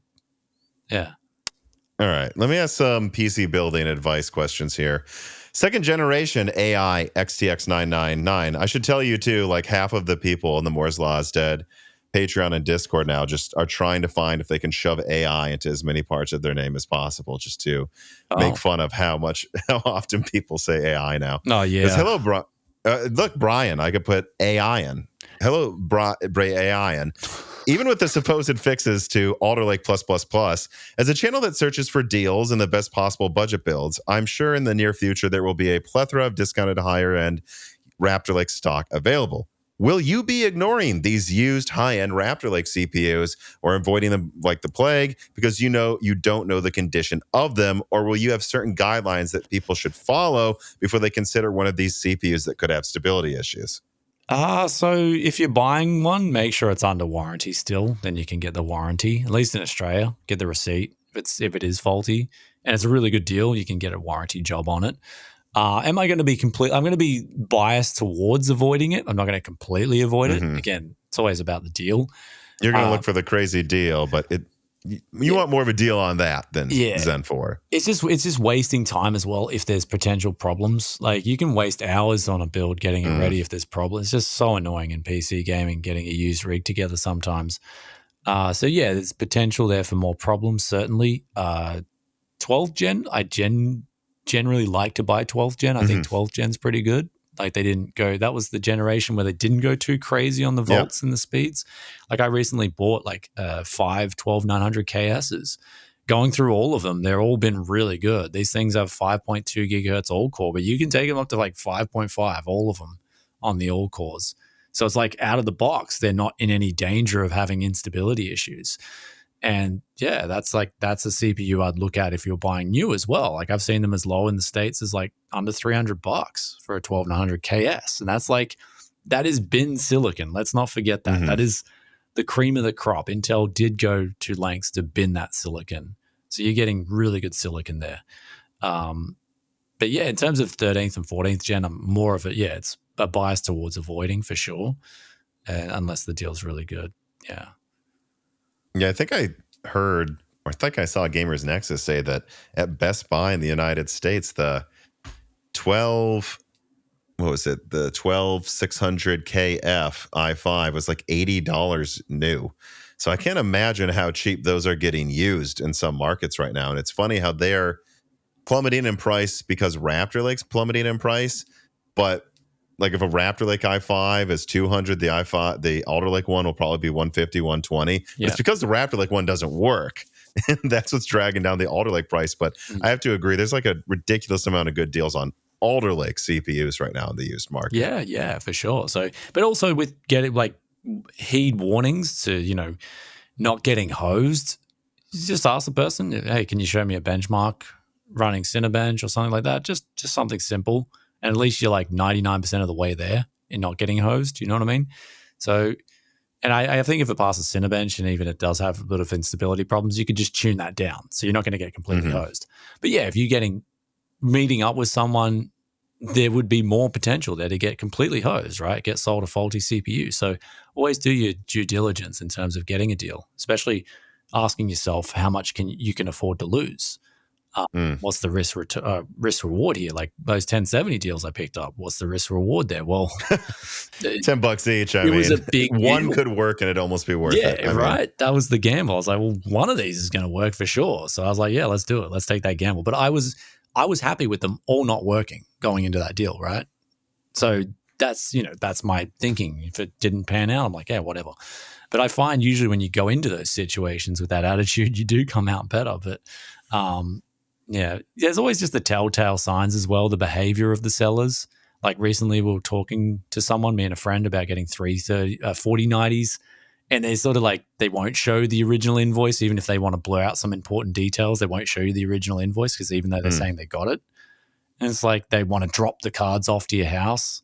And it's like, nah, mate, I want to go inspect these cards, especially if they're 4090s, see them working, visibly see they're working before I hand over any money. Sorry, mate. And that's like, I'm just, again, there's no, do I want a 4090 at a good price? Absolutely. But I'm not going to be stupid about it. So never let your impulse get the better of you.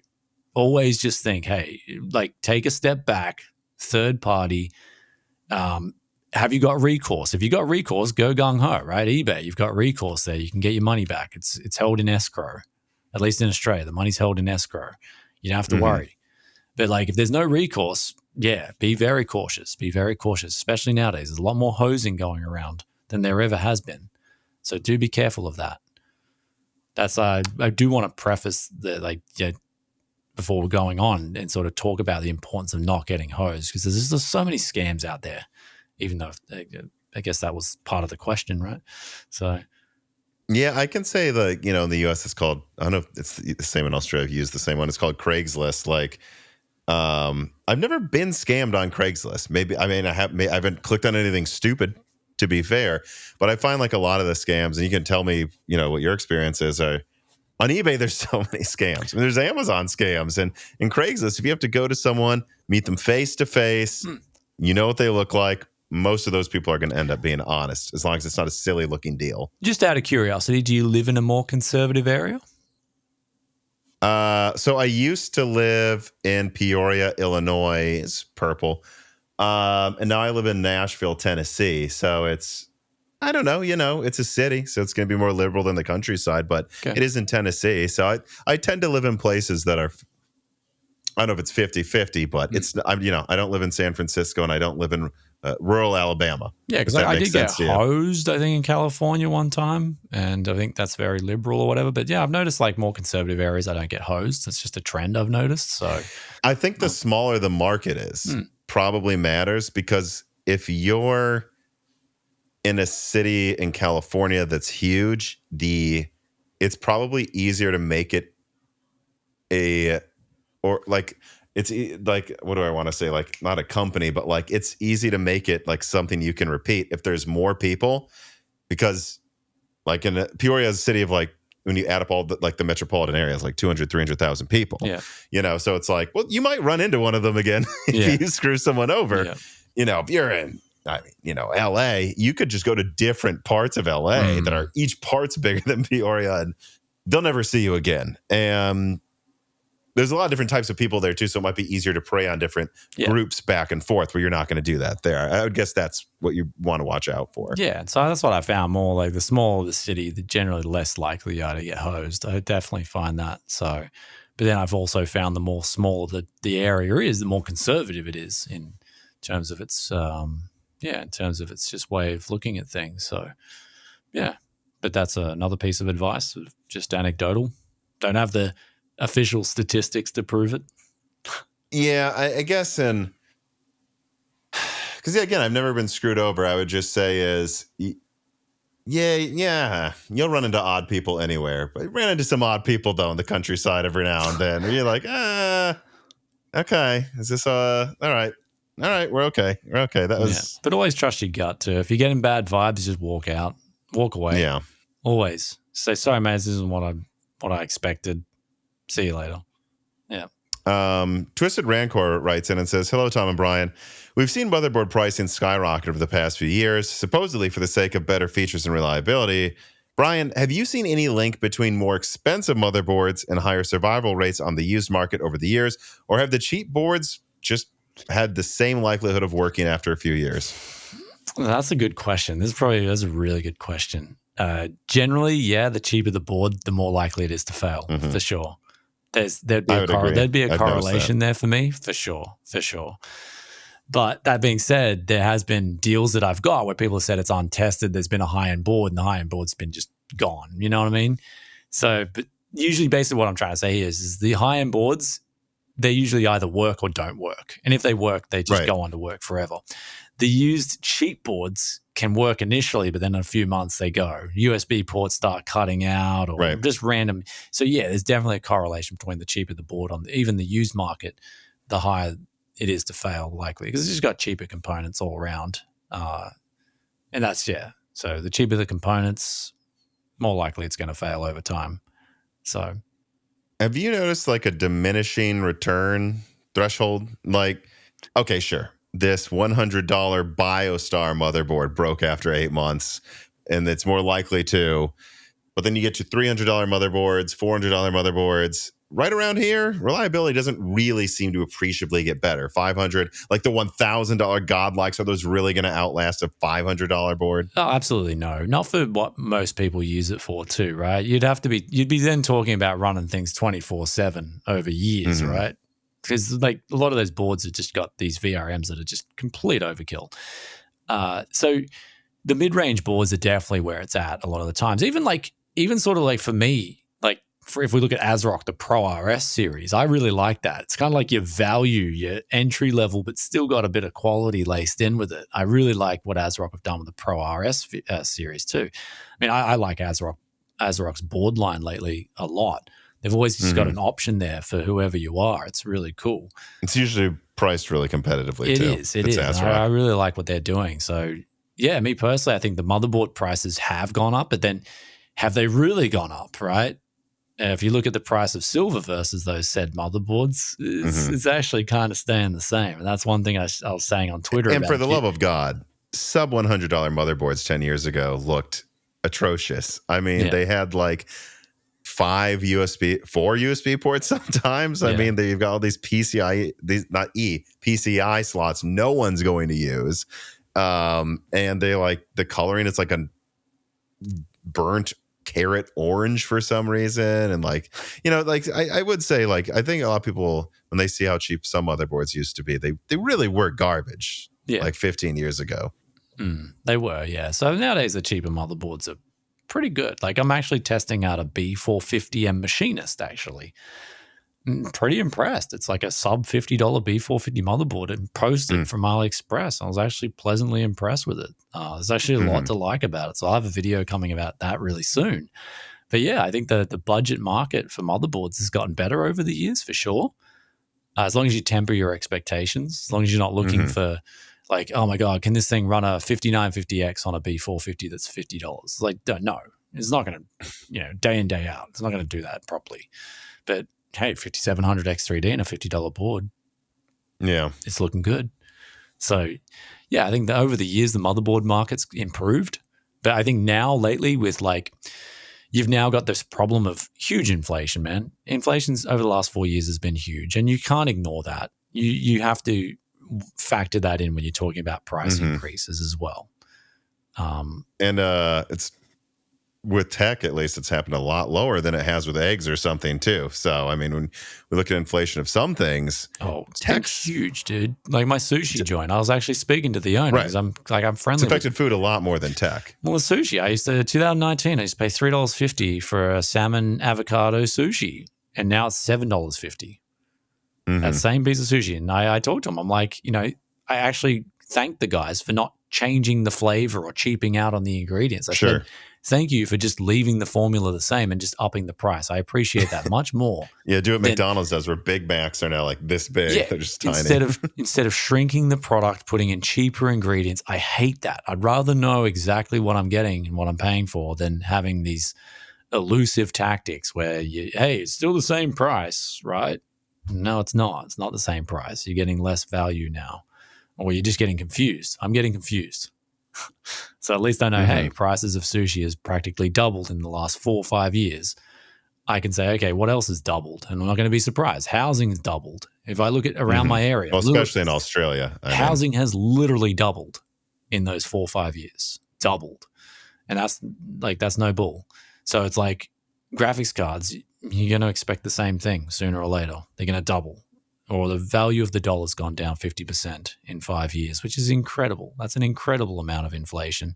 So yeah, your motherboards, that's why I laughed in my motherboard reviews of X870. I was like, welcome to the new mid-range, right? $250 to $300. That's your new mid-range X870, not even an E. That's an X870 board. Even then, I think people forget though, was it B650, B450? I think it was B650. Like those B650E motherboards launched for like $200-$300. Like I do think that then they came down in price. Yeah. Like I do think people forget that. Like, I mean, I think about the motherboards. What do I have? I must have an X570. Yeah, because and it's like it's $500 motherboard. I mean, granted, it came with a sound card, and I don't think and it was a special form factor. But I look at that compared to $500 motherboards now, and I go, They're not worse. They're not worse than what I got. But if you look at a B650E, like it's actually like at $150, it's pretty good value, man. Right. And now they're $150. Well, $50 is going to AMD for the chipset. That's gone. Mm-hmm. So then you look at the motherboard company. They're gonna make like they're putting together a lot of tech for $100, like at the end line. Mm-hmm. Like they're really like it's not a huge profit. Again, like I used to like. It's not like you have 4 USB 2 ports and like an old timey mouse port. Like, come on, guys. Like, these really do a lot more than they used to. Yeah. And so I'm not like, motherboard market's pretty good. Like, I'm not like, I mean, I kind of like the naming scheme for X870 and stuff. I was like, AMD, did you have to do that? Like, really? Did you do this? Yeah. You didn't have to do it. It's like, don't be scummy like that. That's a bit of a scummy thing, I thought. Mm-hmm. Yeah. Like, this is a B650E with USB 4. Yeah, I know. Yeah. I should have just been 870, 850. 820, and instead they're like, no, it's 870 non-E. It's nonsense. Just be straight up with your customers, man. Like always, yeah. They should not forget that. Should remember not to forget that. Otherwise, they could find themselves in an Intel spot in 5 years' time. So, yeah. Multi Natty writes in and says, what do you think of the state of PC gaming in Japan? I've read articles saying that it has grown tremendously, and that Steam statistics say that Japan is among the fastest growing language in the platform. Also, how dead is Xbox in Japan? I guess he throws that in at the end. Yeah, I mean, Japan was cool. Like, I got to witness, PC gaming was definitely cracking on. Apex Legends became very popular over there. It's a very popular game. Fortnite was cracking on with the kids. Like, my little boy started playing Fortnite with his friends. And, of course, naturally, they're going to gravitate towards PC over time. PC's just better than console. PC's just better than console. And so you're seeing a shift to PC gaming. I think there's some very popular streamers coming up that are PC streamers, in Japan. So you've got the whole culture catching on to streaming and PCs, and the culture for PCs is definitely growing there, certainly. So that's a good thing to see. Plus, I mean, like Nintendo's been sitting on the Switch for so long too. It's like when Nintendo's stack, like I want to see something new from Nintendo. Like Japan's very Nintendo centric. They love their Nintendo, man. Absolutely love their Nintendo. There's only so long people will wait. Yeah, that's another factor, I think. And then Nintendo need to do something soon. Otherwise, they're going to lose that market share and they ain't coming back. So that's just my opinion on it. So you're going to see a new generation coming in that's more PC focused, and then that sort of spreads. And it's good. It's good to see. Definitely good to see. We're PC enthusiasts, so the more that come aboard, the better, right? More value. Like ultimately, when you got more customers in the base, you're getting better value too. So great thing. All right, and this is the final one. Endless Logins writes in, welcome, Bryan, and greetings, Tom. This is a forward-thinking question focused on possible U.S. tariffs. If someone is planning to buy a new PC within 14 months, do you suggest they buy this holiday or wait until late next year? Well, I'm just going to jump in. We're not going to know until for maybe another month, at least 2 weeks, like really what the answer to that is. But do you think that's something people should be thinking about is, because I've heard NVIDIA is like, if there's going to be a tariff war, should you just build now? Oh, absolutely. Yeah. When the value is good, which the value is extremely good, as we were talking about before, both used and new market is good right now. If you need a new PC, especially if you need it, build now. I think so. I think so too. I mean, you've seen these. I've been telling people too. Like, one of my friends did. He bought a 7900 XT for $600 because I was like, yeah, I mean, look, RDNA 4 might be better. If it's coming out in months, I mean, you'll have this the whole time. So I don't think the value is going to be like 50% better, and you'll probably not regret that you have a GPU now. Yeah, I mean, just build now. Like, the prices are really good. That's my argument. Like, wait, like, there's nothing on the horizon that would, except like 9800. If you want to build like high end, wait like a week or two for 9800. Sure, right. That's about barely a wait. But 5000 series, I mean, there's already really good deals on GPUs too. So, in terms of like, I was telling people to wait for 4000 series for sure. That was definitely in 3000 series back when those were coming out. But this time around, I just don't get that vibe that 5000 series is going to hit with really huge value. Aggressive value? No. Yeah, I don't get. I'm just not getting those vibes this time around. And I can't speak about, I talk to people behind the scenes too. So do I know things? Like, do I know? No. But well, we know NVIDIA is going to focus on the 5090 and 5080 first, and then I know voice, I know intonations, I know that kind of stuff. So yeah, like I'm just not getting the vibes that it's going to be a knockout of the park. And so when I don't get that vibe, it's like, well, just look for a really good deal now. And if you, with the exception of the 9800X3D, if you want to build the best gaming PC, but yeah, I mean, like, yeah, the US tariffs potentially coming in, that could throw a curveball too, right? So you got some risks out there, right? I don't have a crystal ball, but right now it's a very good time to build a PC. Very good time, extremely good. And for me, when I look at 5000 series, I'm like, man, is this going to be doing anything? Like, I'm on a 4070 Ti, guys. So, and I get so much good 4K gaming out of my 4070 Ti. Because I just mess around with the settings and stuff. And I'll probably be on the 4070 Ti for a while to come. I love this GPU. It's a great GPU. Power efficiency is fantastic when you undervolt it.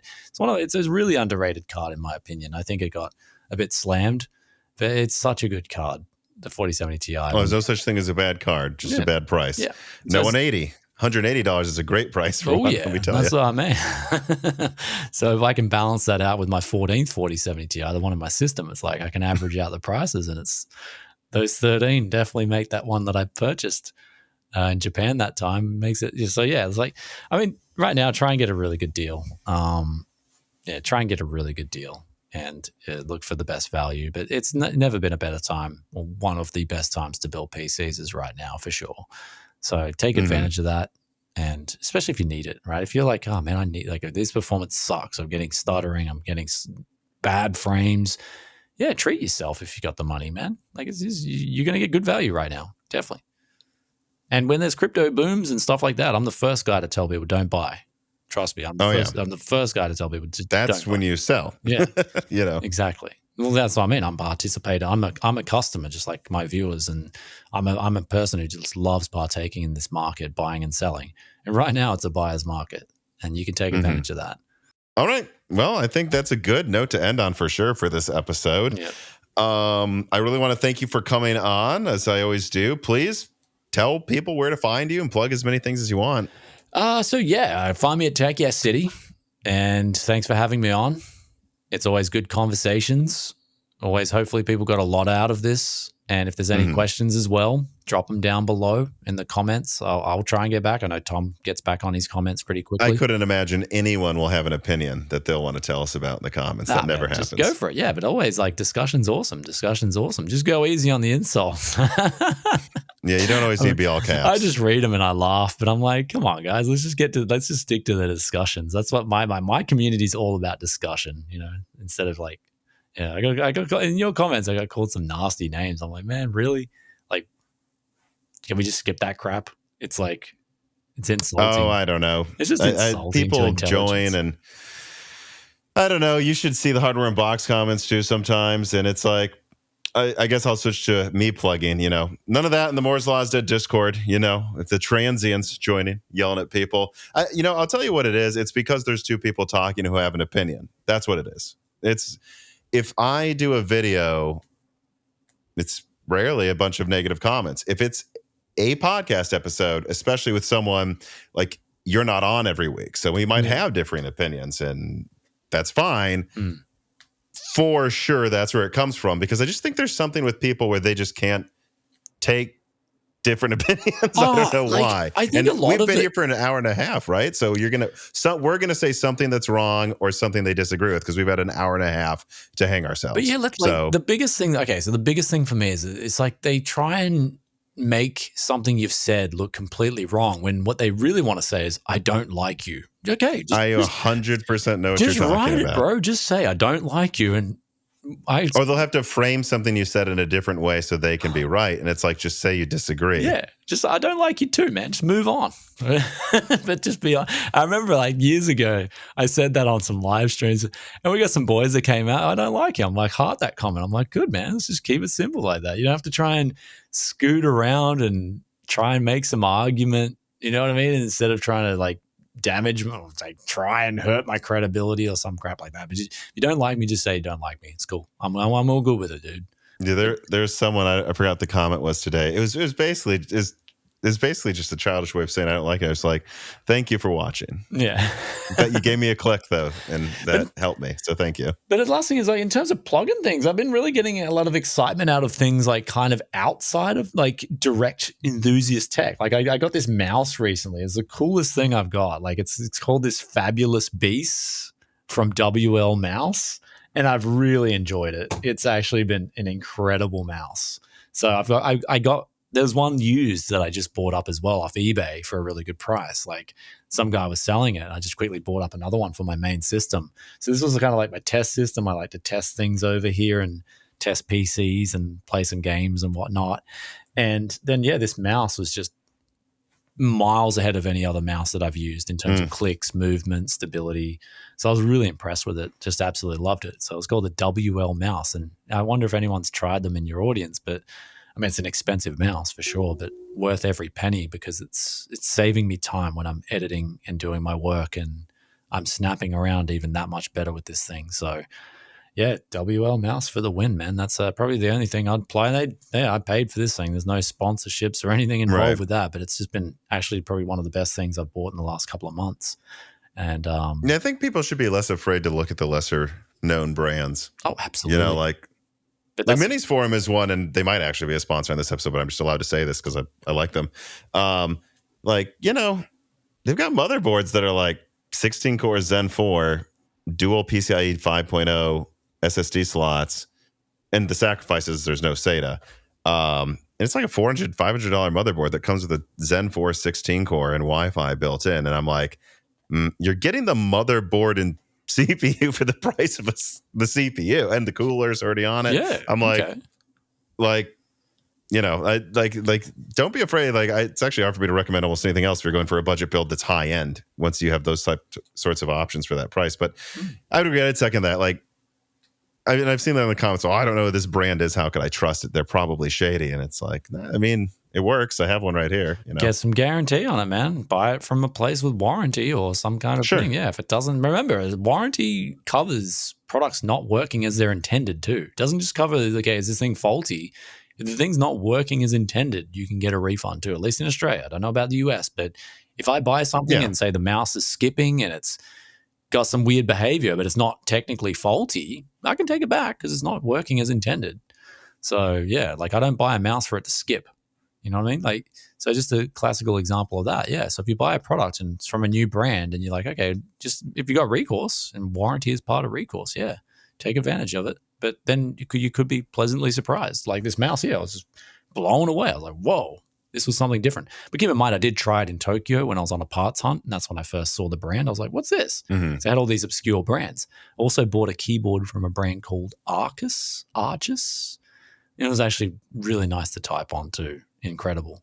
So it's like these brands. The name sounds familiar. I'm pretty sure I've seen it somewhere before. It's actually a really nice keyboard. It's only like a 70 USD or something like that. So yeah, I've been getting some cool things like outside of just CPUs, GPUs and stuff like that I guess that's sort of like wanted to plug. And then use sound systems. Man, that's banging right now, dude. If you want a sound system, never been a better time to go get a used sound system. So later on, I'm just for a smaller setup, I'll be picking up like a Z623 for like 30 USD. That's like a pretty good sound system, man. That's a solid sound system. That thing will go hard. You know, I'd say that too when it comes to like audio and even newer monitors. Like people are arguing about what a graphics card should be worth.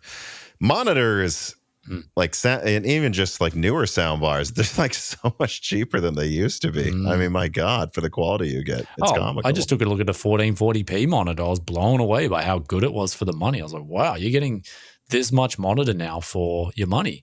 So, yeah, I do prefer OLED. Of course, I do prefer OLED, but you're not getting OLED for $180 or $160. Not yet. You know, no way. Not probably like not at least 5 years.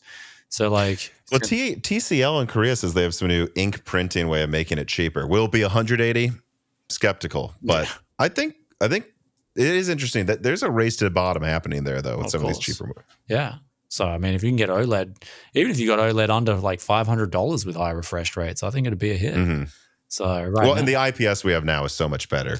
It is. Than the IPS we had 10 years ago. It's getting really good, yeah. But OLED's unmatched. Like this Gigabyte 240 hertz, this thing is incredible, man. It's actually been too addictive too, so I got to stay off it. That's I had like, nope, that's it. I pull the GPU out after I'm done using it. Like, nope, not going near it. So, especially like with the quick impulses and stuff. But yeah, other than that, man, things have been pretty good. Busy, definitely busy with all the testing that's had to go on. And yeah. All right. Well, I'll finish the shilling. Make sure you subscribe to Moore's Law is Dead on YouTube. Hit the bell button so you actually get notified when I post something. Then remember to comment below, as we've said, with as many happy or angry comments as you want, and like the video and share it. And then, also consider supporting us on Patreon. We got, early ad-free Broken Silicon, gas best like Bryan, questions, exclusive content like Die Shrink. Another one just came out. There's hundreds of those with no ads in them. Discord, bunch of other stuff there. Thousands of people. You could talk about this.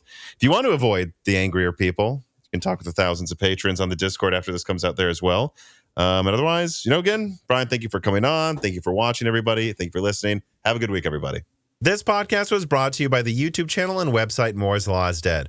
Moore's Law is Dead and Broken Silicon are trademarks of their creator, Tom. That guy is me, and I am indeed the creator, editor, writer, and showrunner of Moore's Law is Dead podcasts, videos, articles, and other media. However, it's not just me. Moore's Law is Dead is a team, with Broken Silicon co-hosted by my brother Dan, audio editing by Gerard Cortez, renders being done by the industrial designer Jean-Philippe Clermont, and special assistance is also provided by Carmen Cry and Carrie Nosugada as well. Find all of our information at www.mooreslawsdead.com on the About/Support page. In the event you do want to hire me for consulting work, hire Gerard for audio work, hire Jean-Philippe for industrial design work, or you're interested in working with Carbon Cry or Carrie Nosugada as well. You can also find our long-term sponsors on that page if you want to show them some love for putting food on our tables. Or you can also mail us some love. You can send letters or hardware donations to the following address: Moore's Law is Dead, P.O. Box 60632 in Nashville, Tennessee, zip code 37206.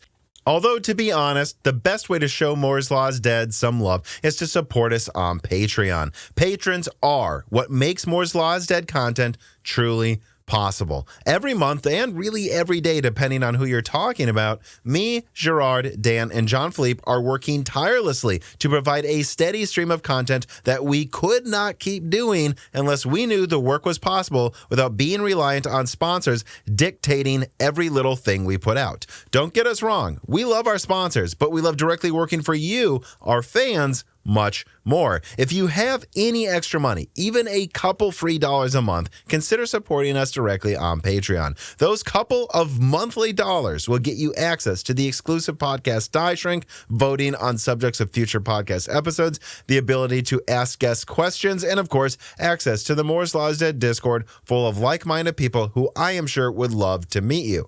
I am one of them. Additionally, higher tiers get access to early, ad-free episodes of Broken Silicon, the ability to ask questions in all Broken Silicon episodes and Loose Ends live streams ahead of the recording, and the entire back catalog of Moore's Law is Dead podcasts, in addition to having thanks in the credits of videos and podcasts depending on the tier, with other perks available as well. And hey, if you cannot afford to support us directly every month, please do share Moore's Law is Dead videos and podcasts with friends and family, and on social media and websites like Reddit. And give Broken Silicon a 5-star review on Apple Podcasts or your preferred podcast app of choice. All of this does really help us so much. But like I said, this podcast would not be possible without the patrons directly providing predictable and reliable support every month. And so now it is time to give a personal thanks to the greatest of the fans. The following supporters are at the 10 gigahertz or higher supported levels: Brad Medlin, Drita Foles, Z Jits, Daniel D, Aaron Close, Deke, Nicholas Buckner, Jan Rano, Daniel High, GZ Ziggy, MJB1, SNAS Chalmers, Jim Ferrier, Valco Malev, Jensen Wang, Toka,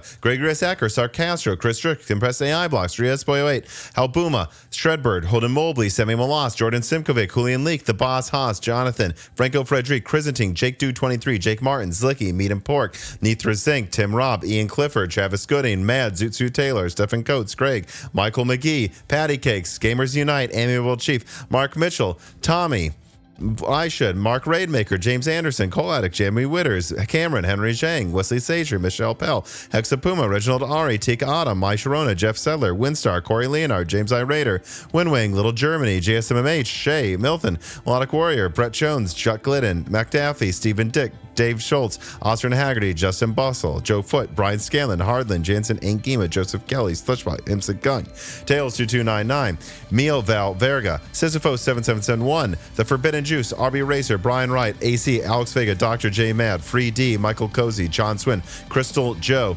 Elbergun, Kikum, Solarized 80, Thalo215, Jeffrey Gentleman, Matthew Marlowe, Brian P, Hoodat42, Sprutnik, Figuk, Higuk, Cornster671, Penta Winta, Hal Richard, Angel of Cake, John Wick Boomstick, Omega Doge, Mr. Tiger, Porcelain Oats, Curry King 3, Nixie's Mania, Sakosha, Armand Vakatura, State Farm Snake, and Y Chill Chill Bowls. And of course, thank you to Sahara for the music.